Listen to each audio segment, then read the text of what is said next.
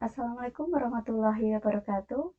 Di video ini saya akan sharing bagaimana cara pembuatan soal di Google Formulir berdasarkan soal AKM. Kita tahu bahwa soal AKM ada beberapa jenis.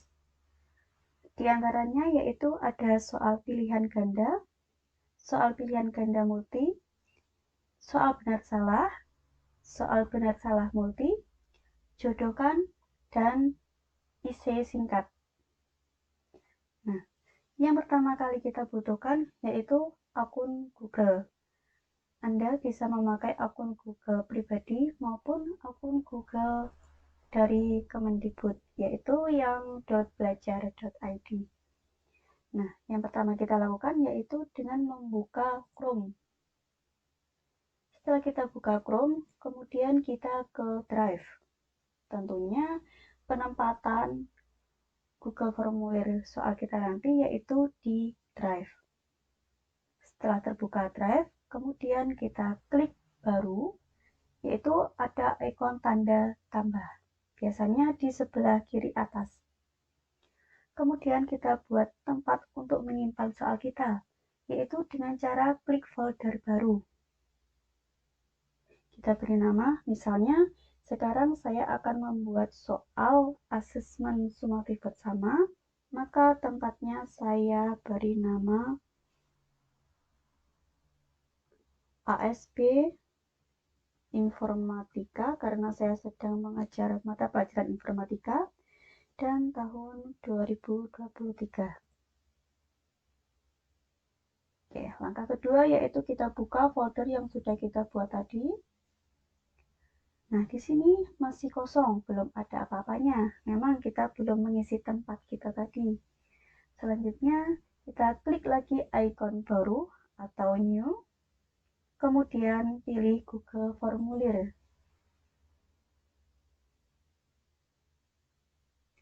Nah, ini adalah tampilan default dari Google Formulir. Untuk pemberian judul file, kita bisa klik di pojok kanan, pojok kiri atas. Misalnya saya beri judul ASB Informatika Genap 2023. Oke. Nah, ketika kita sudah memasukkan judul, otomatis di sini dia akan berganti judulnya juga. Di sini Anda juga bisa menggantinya atau tidak, terserah. Nah, untuk deskripsi formulir, saya akan memberikan deskripsi bahwa ini adalah asesmen sumatif bersama mata pelajaran informatika semester genap tahun 2023. Untuk deskripsinya silakan disesuaikan dengan mata pelajaran atau soal Anda. Oke, berikutnya biasanya nih, yang pertama kali ketika kita mengerjakan soal itu pasti menyantumkan identitas. Nah, untuk identitas kita bisa memasukkan di sini. Contohnya, silahkan masukkan nama Anda. Nah, di sini pilih saja jawaban singkat, karena nggak mungkin nama seseorang itu panjang banget sampai satu paragraf. Oke, selanjutnya di sini klik wajib diisi, supaya soal itu nanti ada identitasnya di jawabannya. Kemudian biasanya setelah nama, itu ada nomor absen atau nomor peserta. Maka klik tambahkan pertanyaan. Di sini silahkan masukkan, saya contohkan di sini nomor absen Anda.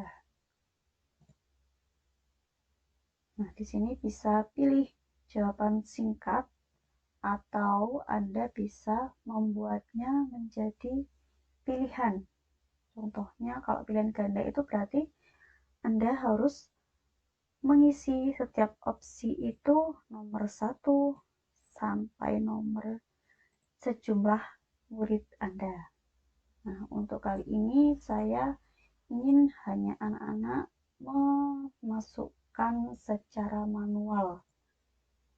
Kemudian klik wajib diisi.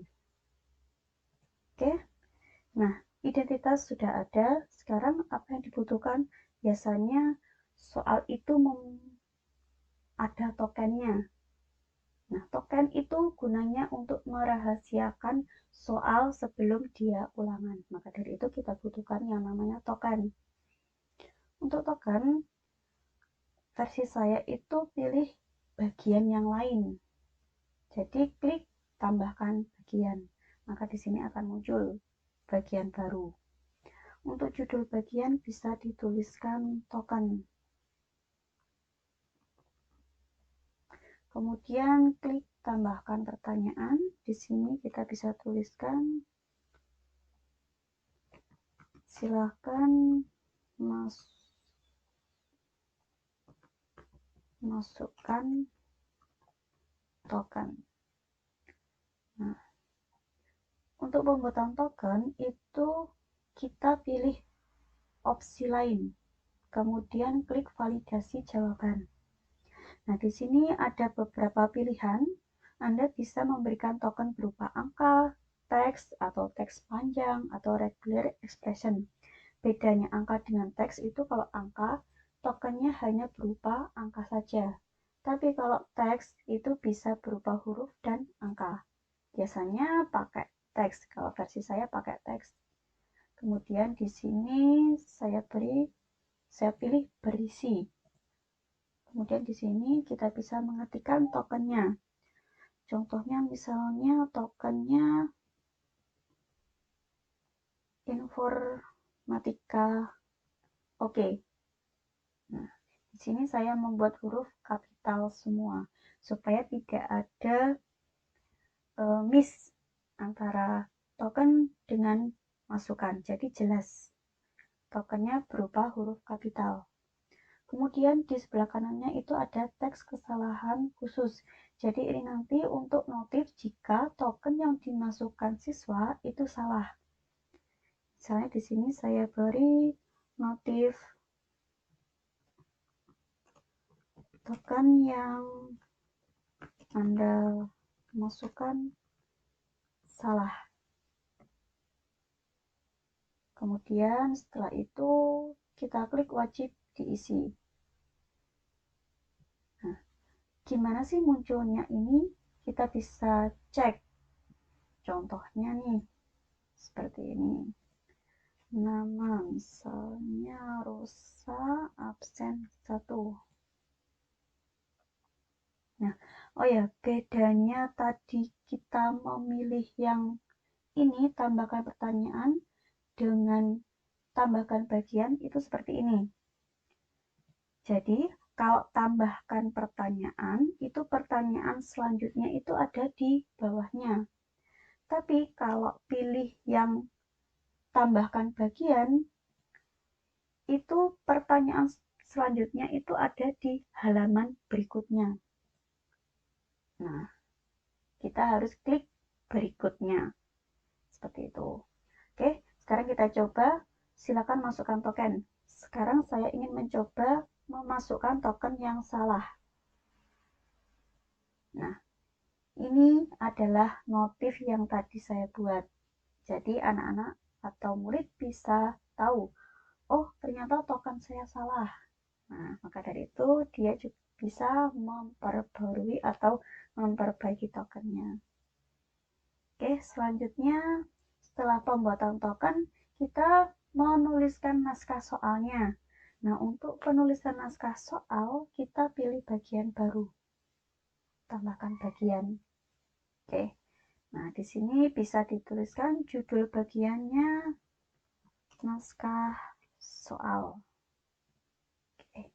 Di sini kita juga bisa beri perintah ke siswa kita, misalnya kerjakan secara mandiri dan jujur.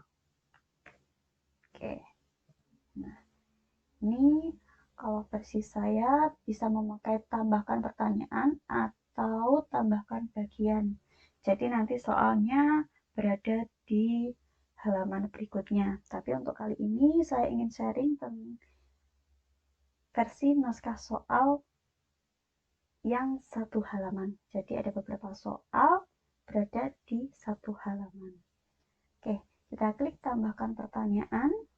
Kemudian kita bisa langsung menuliskan pertanyaannya. Kebetulan saya sudah menyiapkan beberapa soal AKM, jadi saya tinggal copy paste.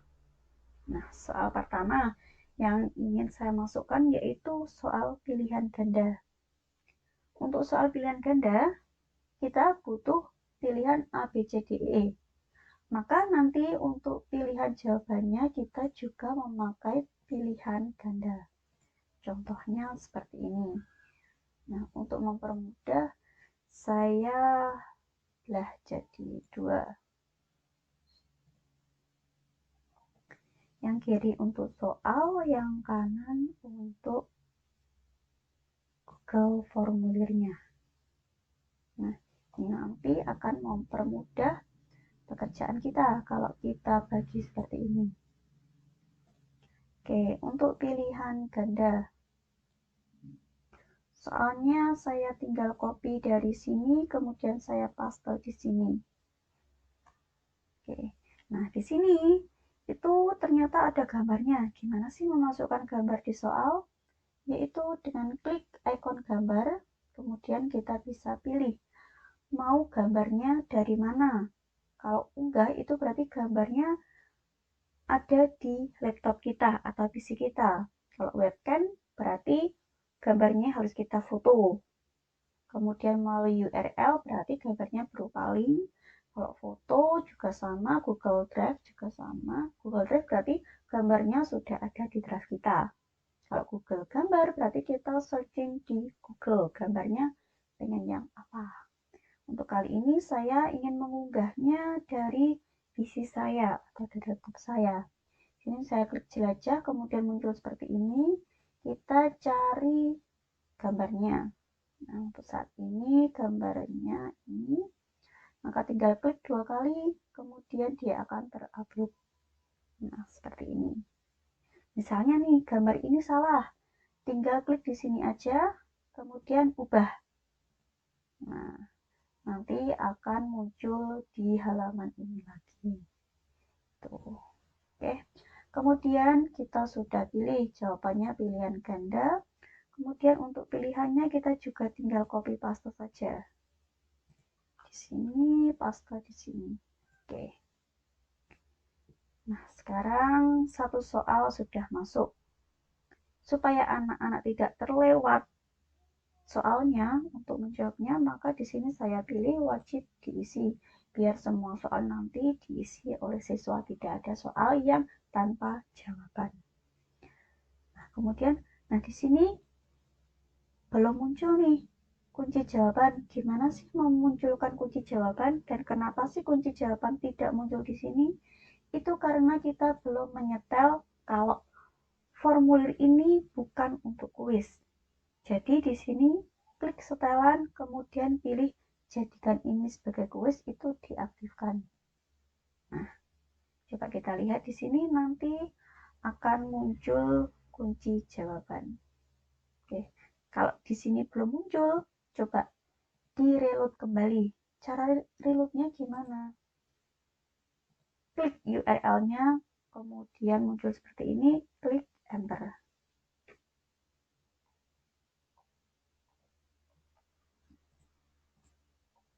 Nah, di sini sudah muncul pilihan kunci jawaban. Kita bisa klik, kita pilih jawabannya apa. Nah, misalnya nih, tadi jawabannya yang D, yaitu 4. Kita bisa klik 4.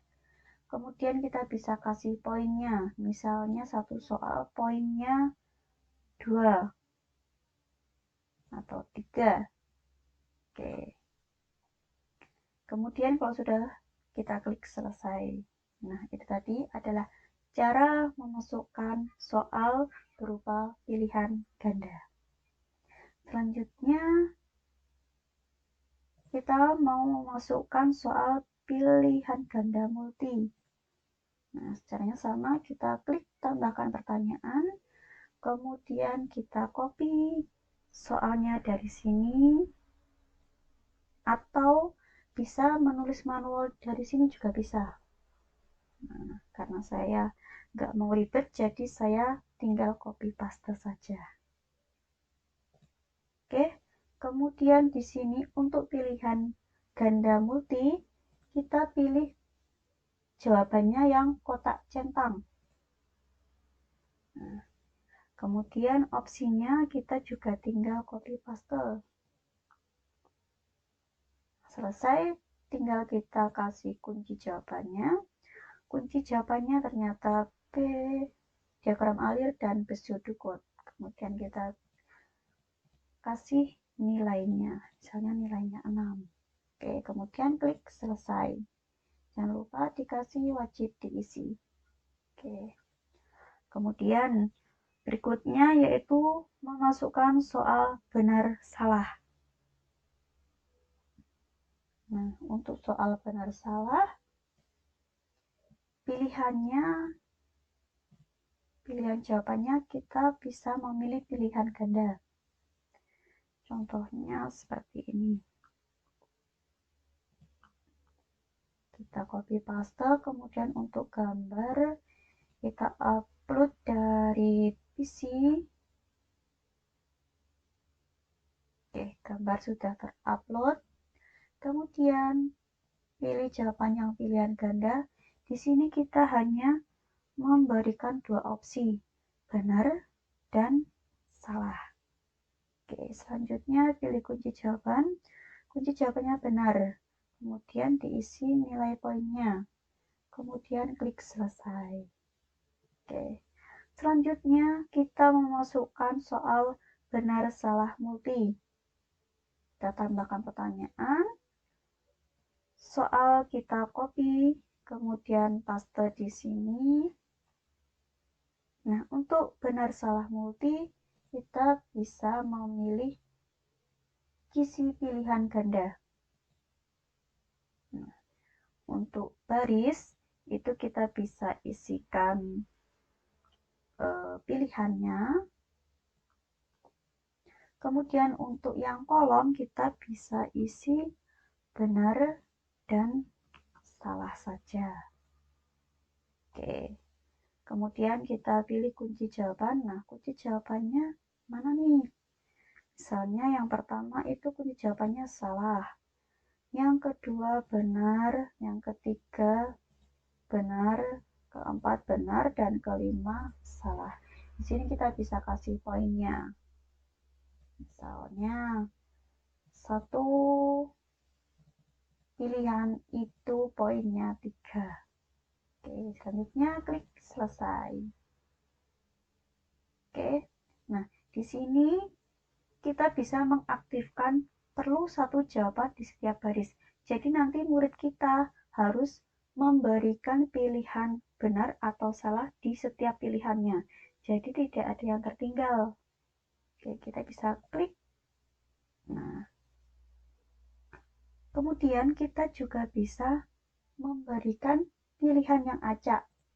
Caranya yaitu klik titik 3 yang ada di bawah atau opsi lain, kemudian pilih acak urutan baris.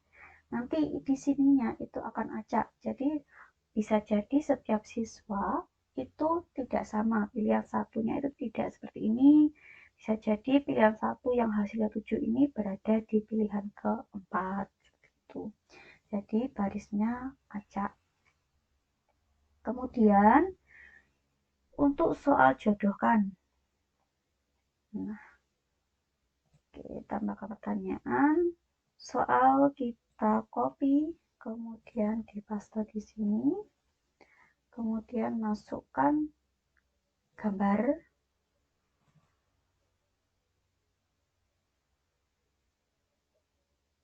Nah, gambar sudah muncul.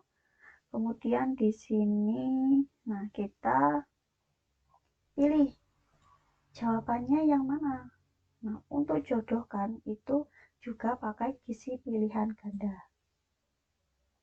Nah, untuk baris kita isi ini.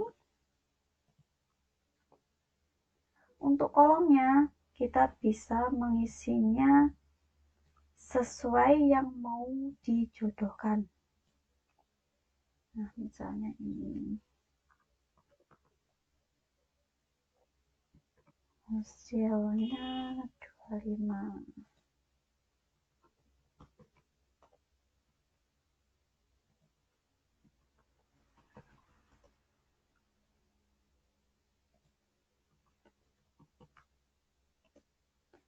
Empat puluh sembilan. Nah, oke. Nah, di sini kita juga bisa memberikan perintah setiap baris harus ada jawaban, dan juga kita bisa acak.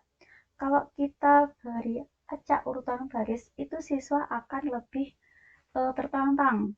Siswa satu dengan siswa yang lainnya bisa nggak sama nih barisnya. Jadi kemungkinan mencontoh itu lebih kecil. Oke, selanjutnya kita kasih kunci jawabannya. Kita kasih kunci jawabannya sesuai data yang benar. Nah, kebetulan ini kuncinya seperti ini. Kita juga bisa kasih nilai di setiap barisnya. Oke, klik selesai. Nah, berikutnya kita mau memasukkan soal isi singkat. Untuk isi singkat otomatis kita pilih yang jawaban singkat. Nah, kita masukkan soalnya.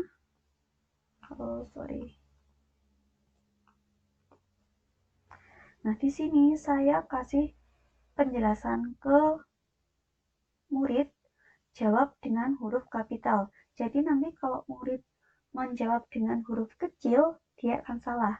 Atau dengan huruf campuran kapital dan huruf kecil, dia juga akan salah. Jadi di sini sudah ada perintahnya.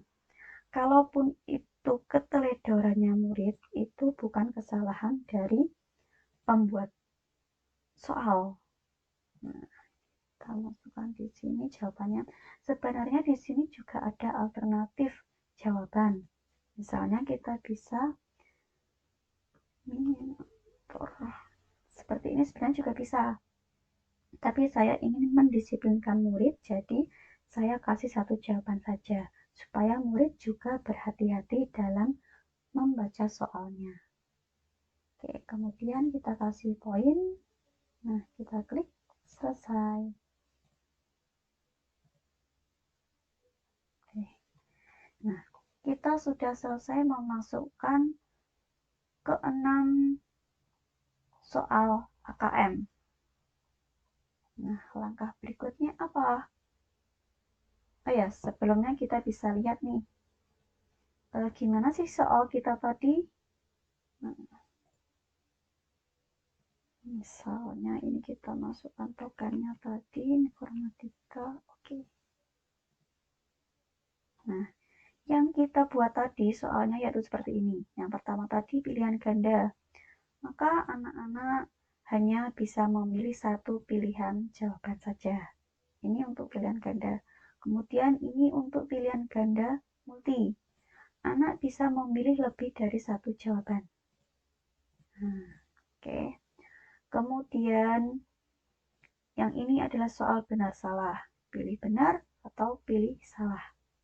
Kemudian yang ini soal pilihan benar salah multi.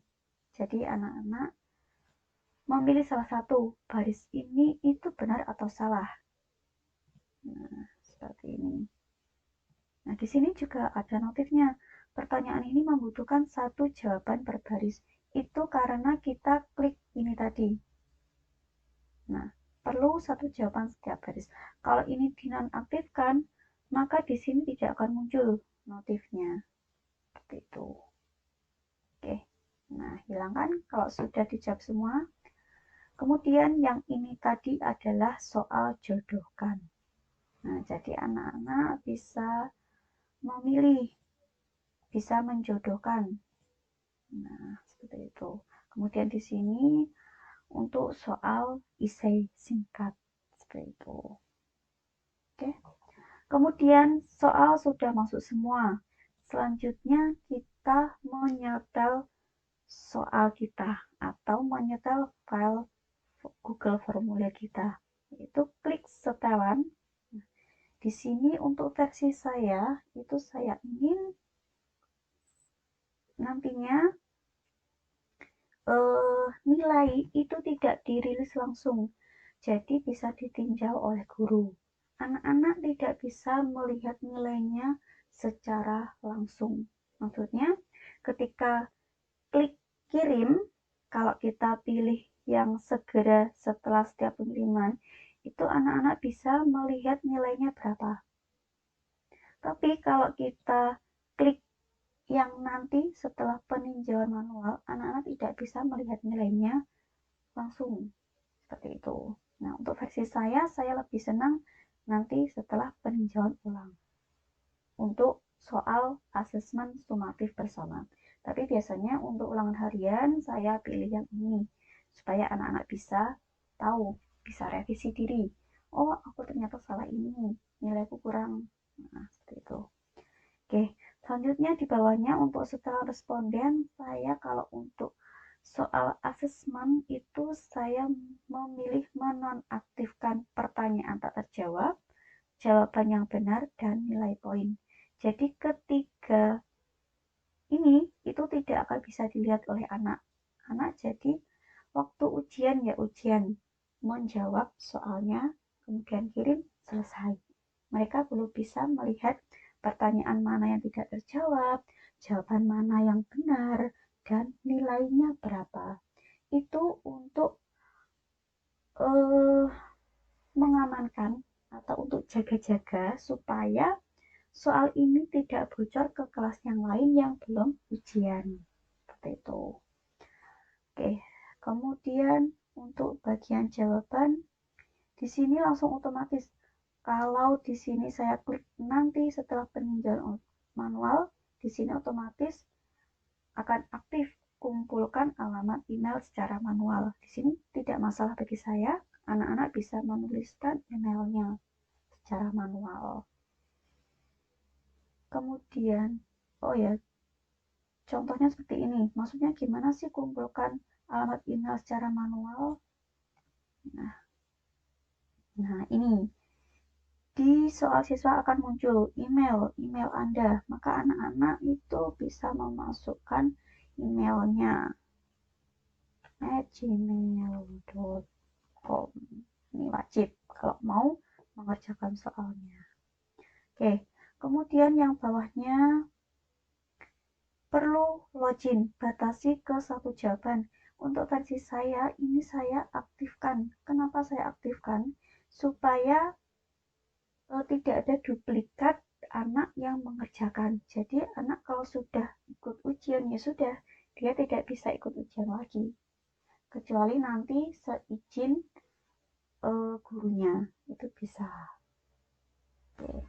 Kemudian selanjutnya di bagian presentasi. Nah, untuk bagian presentasi di sini kita bisa klik tampilkan status progres. Nah, untuk acak urutan pertanyaan di sini tidak saya aktifkan. Supaya apa? Pertanyaannya nanti eh, tidak bolak-balik. Jadi, di sini kita kan sudah setting. Pertama, halaman pertama itu murid harus menuliskan email, nama, nomor absen. Kalau kita klik acak urutan pertanyaan, maka bisa jadi tampilan pertama yang muncul di murid itu langsung ke token. Seperti itu. Jadi supaya menghindari urutan-urutan yang sudah kita buat tadi, di sini tidak saya aktifkan. Oke. Kemudian di sini kita juga bisa kasih konfirmasi pesan. Kalau anak sudah mengerjakan, mau dikasih pesan apa sih? Nah, Misalnya gini, jawaban Anda sudah terekam, semoga sukses. Nah, nanti akan muncul di mana? Dia akan muncul di bentar, kita harus untuk mengecek, kita harus kirim lampor. Nah, pesan ini akan muncul di sini setelah anak-anak kirim jawabannya. Itu. Oke. Kemudian nah, ini untuk pembatasan nonaktifkan simpan otomatis untuk semua responden. Di sini tidak saya nyalakan karena mungkin ada anak yang kehilangan sinyal. Jadi dia harus reload lagi supaya jawabannya nggak hilang. Itu ini jangan diaktifkan. Nah, jadi anak-anak masih ada jawabannya. Tuh. Kemudian selanjutnya pilih ada bagian format default, ini tidak perlu diaktifkan juga. Oke. Nah, ini adalah setelan untuk akun email pribadi. Nah, sekarang kita lihat untuk setelan akun yang belajar ID gimana. Bedanya itu hanya di bagian ini. Di bagian jawaban itu ada bagian perlu login. Nah, di sini ada tulisan batasi untuk pengguna di Kementerian Pendidikan Kebudayaan. Nah, ini saran saya kalau untuk guru itu lebih baik dinonaktifkan. Kenapa? Supaya murid yang mengerjakan pakai akun pribadi itu bisa. Kalau ini diaktifkan, murid itu hanya bisa mengakses soal memakai akun belajar. Kalau muridnya tidak punya akun belajar, otomatis mereka tidak bisa mengerjakan soal yang Anda buat. Seperti itu. Nah, oke. Itu tadi adalah cara pembuatan soal berdasarkan AKM di Google Formulir. Semoga bermanfaat. Wassalamualaikum warahmatullahi wabarakatuh.